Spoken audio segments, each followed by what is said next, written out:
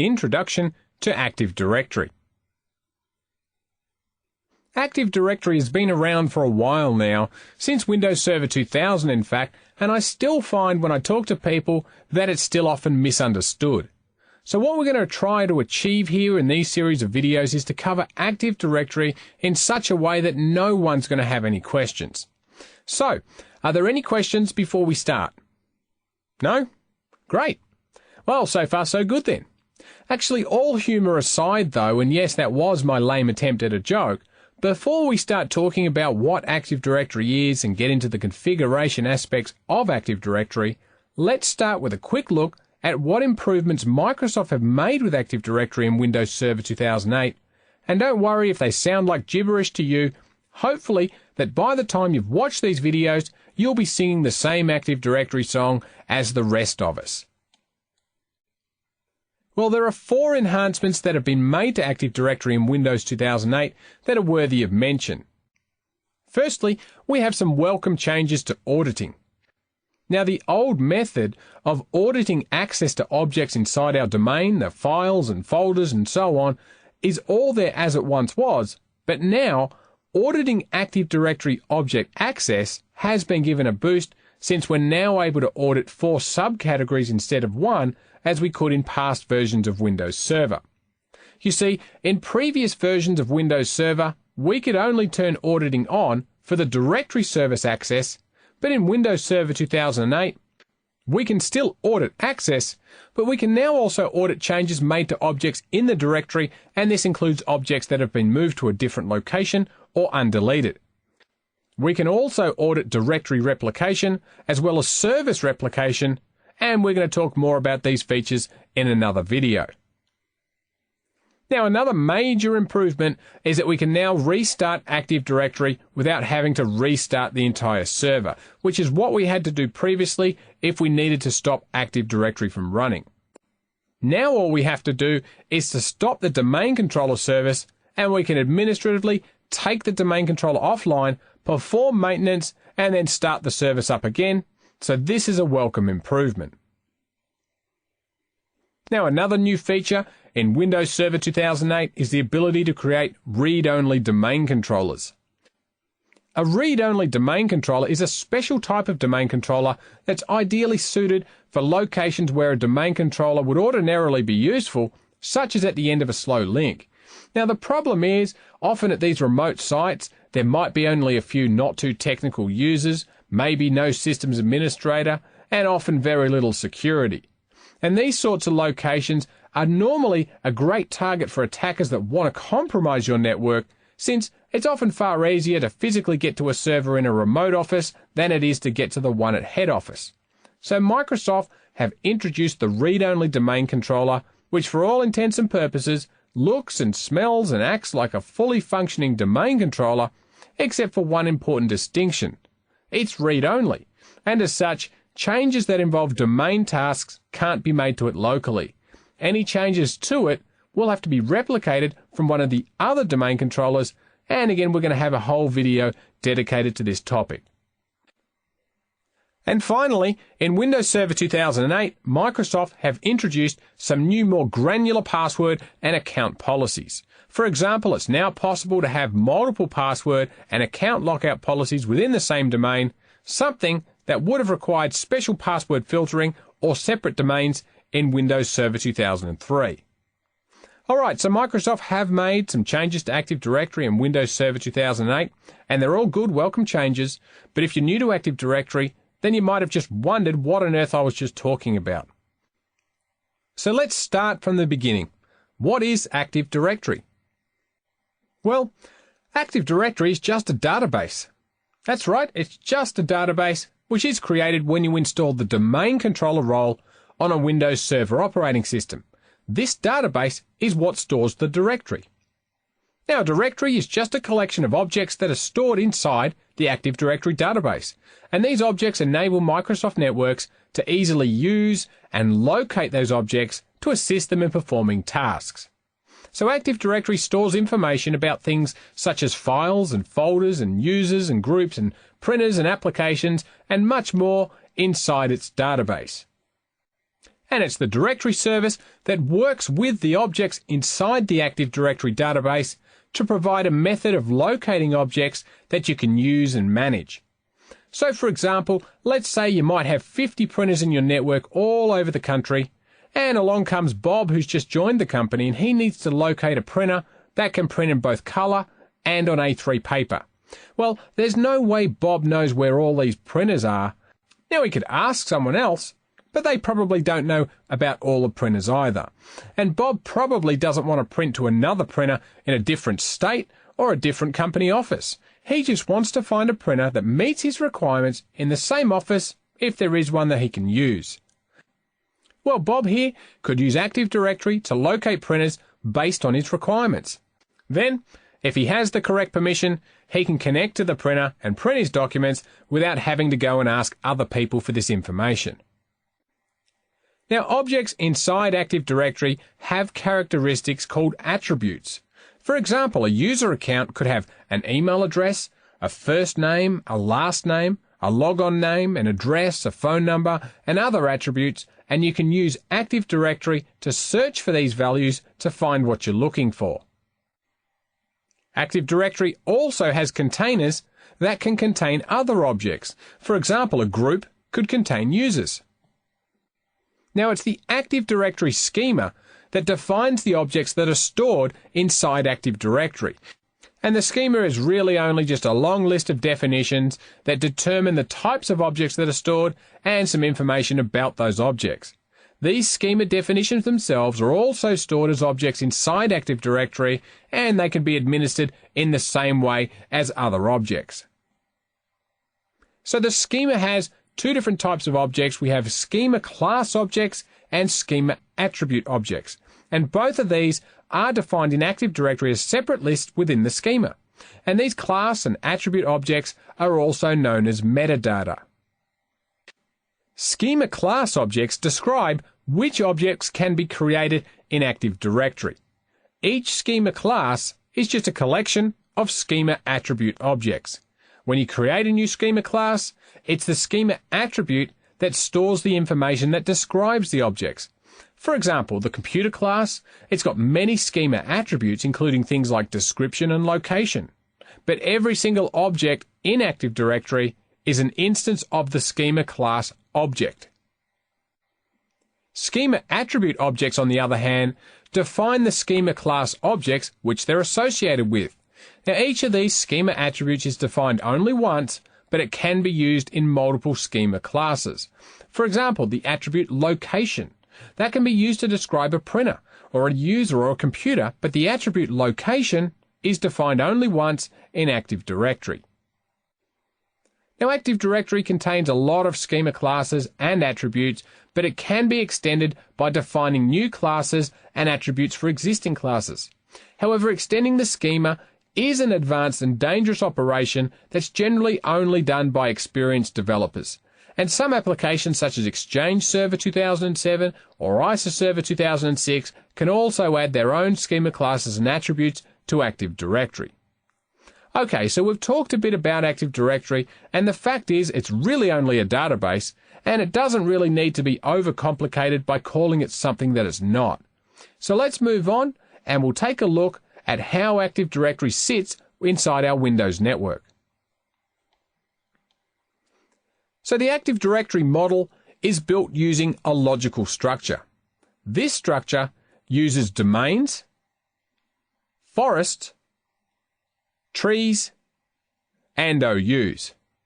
Now, the advantage of using a logical structure as opposed to a physical one is that users don't need to physically know where devices are in order to be able to use and locate them.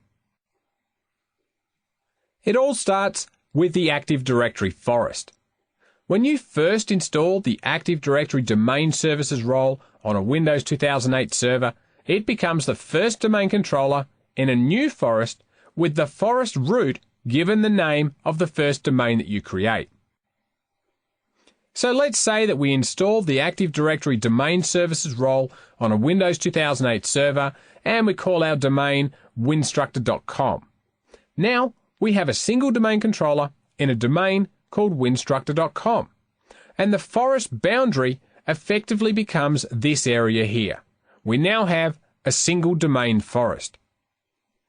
But when we add a child domain to our existing structure, we now have what's referred to as a domain tree, since we now have more than one domain and the child domain branches out from the parent domain, kind of like branches on a tree.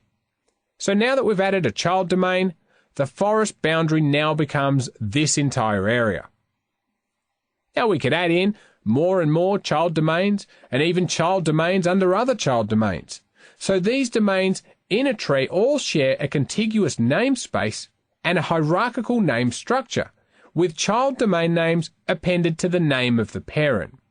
So in this image here, we could see that the parent domain at the top of winstructor.com, underneath that parent domain, we have two child domains, uk.winstructor.com and us.winstructor.com. Child domains can also, of course, contain other child domains. So we can see that the child domain of uk.winstructor.com is london.uk.winstructor.com. So this relationship makes uk.winstructor.com the parent of the London domain. Yet this entire structure here still forms a single domain tree. And our forest boundary is now considered to be this entire area. But the advantage of a forest is that we can now add in more domain trees, and they don't even need to have the same namespace. So here we can see that we have an entire domain tree structure which starts at the parent domain called winstructor.com. Now we could add in another entire domain tree structure which has a totally different name, in this case companyx.com. And now our forest covers this entire area. So it's important to understand that in general, forests are groups of one or more separate domain trees, but you can have a single domain in a forest, but most people really refer to that as just a domain, although technically the forest boundary is the same. So even though in our example here, our domain trees in our forest have different namespaces from each other, and we can see that winstructor.com and companyx.com are certainly different names, but they're linked by a two-way transitive trust. So this enables each domain tree and their respective child domains to be able to communicate with each other. So for argument's sake, people in the london.uk.winstructor.com domain, given the appropriate permissions, they'll be able to access resources in the us.companyx.com domain. So now that we understand what the forest boundaries are and how forests and domain trees are structured, let's look at a smaller subset of things that we're likely to find inside our forest. Okay, next we have a domain, which is depicted by the triangle here, and that's how you'll see them referenced in many books and in Microsoft's own documentation. Active Directory uses domains to reflect your company's organization. Domains form a security boundary around the objects that they contain using access control lists or ACLs and security policies to permit or deny access to objects inside the domain. So to create a domain, we are going to need at least one domain controller or two domain controllers for redundancy in case one happens to be offline for any reason. These domain controllers keep a central list of user passwords and permissions that these users have to objects in the domain, and the domain stores information only about the objects that it contains. Now within our domains, we can also create organizational units or OUs. OUs are just containers that are used to organize objects into a logical group. Now an OU can contain objects like user accounts or groups, computers, printers, file shares, and OUs can also contain other OUs. OUs provide the most granular scope to which you can assign administrative authority, and they also provide a means for handling administrative tasks. So for example, here we've created an OU called Corporate, where we can create and store user accounts. Now in order to be able to structure our organization, we're able to create other OUs underneath our parent corporate OU, such as the accounting department, marketing, sales, and so on, and we can build our OU structure to mirror our company structure. Administrators can also use OUs to reflect the company organization. So using our existing hierarchy, all of our users could be managed at the head office. But let's say we hire a new administrator to manage the sales department. We could then assign the new administrator the ability to manage the objects inside the sales OU. This gives the new administrator the ability to do their job without allowing them access to manage objects inside the parent corporate OU. Now, this sort of structure is great because it grants us a lot of flexibility. But let's say our new administrator's role changes and is now tasked with managing the entire corporate network. So rather than assigning permissions to each OU individually, we can assign permissions at the parent OU of corporate, and all of the child OUs of accounting and management, marketing and sales will inherit the permissions of the parent. So using this structure, we can assign permissions only once. The next Active Directory feature we need to talk about are sites. Sites are simply a combination of one or more IP subnets that are connected by a fast, reliable link. Generally, sites share the same boundaries as your local area networks, but they're not part of the Active Directory namespace. Active Directory groups users and computers into domains and OUs, but sites only contain computers and connection objects that are used to configure replication between sites. As we can see in the diagram, sites can be isolated to a single site per domain, and this will often be the case if your company is a small company or everyone's situated at the same physical location. Domains can also be broken up into multiple sites, and this would be a typical scenario when you have a company that's spread across a geographic location, such as a head office, with a smaller branch office in a separate location, such as in a different state. And we could also have a single site spread over multiple domains. Now, like we said earlier in this video, in order to have a domain, you will need at least one domain controller. Domain controllers are simply servers that store a replica of the domain directory database. They service user authentication requests and they control the domain security policy.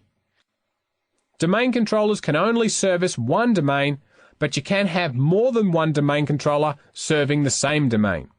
Now, using multiple domain controllers does provide fault tolerance, as each domain controller can act on behalf of any offline domain controllers. And when the offline domain controller is brought back up, any changes made during the time that it was offline will be replicated to it, so it'll then have a current copy of the Active Directory database. Now, when users do need to locate objects that exist outside of their domain or in a different tree in the forest, they use something called the Global Catalog service. The Global Catalog is simply a central repository of information about objects within a tree or forest. By default, the Global Catalog is created on the first domain controller in the first domain in the forest, although it's a role that we can move to another server if we like. The Global Catalog server does use multi-master replication to replicate the Global Catalog between Global Catalog servers in other domains. Now, each Global Catalog server stores a full replica of object attributes for its own domain, but it only stores a partial replica of frequently used objects such as usernames and logon names and their permissions for the other domains. And the Global Catalog server also enables users to log onto a network by providing universal group membership information to domain controllers. If the Global Catalog is not available, then the user will only be able to log on locally unless the site has been configured to cache universal group membership lookups. Okay, so we've run through a brief introduction to Active Directory and the components that make up Active Directory. This knowledge will serve as a foundation for the information that we'll discuss in the other videos in this series, where we'll cover each of these components in greater detail, and it's our goal that by the end of these Active Directory videos, you'll not only have the information you need to pass any Microsoft exam on Active Directory, but you'll know, and I mean you'll really know what Active Directory is all about and how you can design and configure your own network. So we